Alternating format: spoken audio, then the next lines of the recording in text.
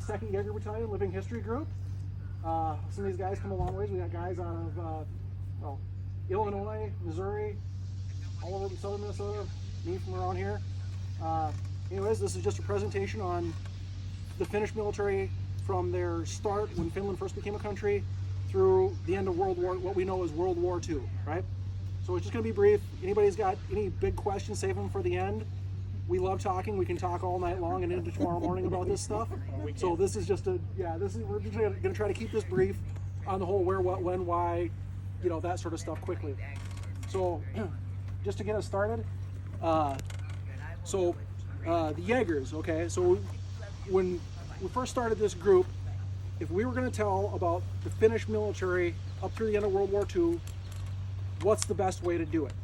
So we decided to form 2nd Jäger Battalion in particular to tell that story, because you cannot talk about the Finnish military without talking about Jägers.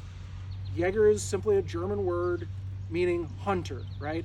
Jäger, you can hear it pronounced multiple different ways throughout all the countries over there, right? It's roughly the same thing. Okay, now, so how these guys started, where it started out with a college movement when Finland was still part of the Grand Duchy of Russia, okay? So these guys during World War I, some of these guys literally walked across the frozen Baltic Ocean into Germany and started getting training as Boy Scouts.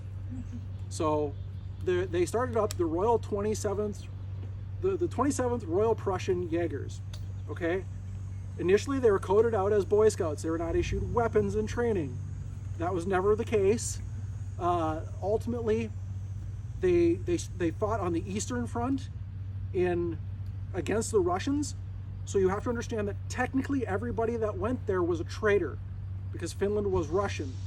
So these guys were all traitors, but the ultimate goal, knowing that Finland would eventually try to seek its independence, they needed people who could do that. They needed people who could lead. That's roughly speaking what this was about. There was a lot of coding involved in there. The Finnish Women's Auxiliary, the Lota Sverd, that's where they initially got their training, was in medical stuff, but it branched into a lot more than that.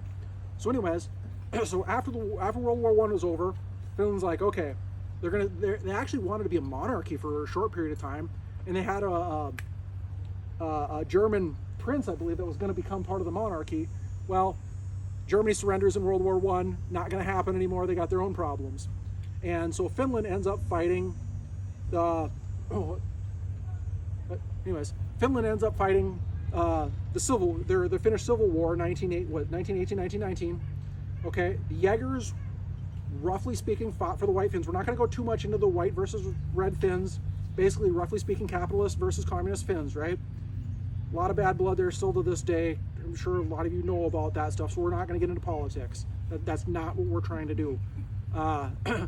Well, the people that were part of the Jäger movement, all those guys ended up becoming some of the top officers in World War II. Mannerheim was actually a Russian general himself, but another guy will talk about that. And then that roughly leads us up into the Winter War. Now, We'll talk briefly about Mannerheim. Yep, this would be a good time to talk about him.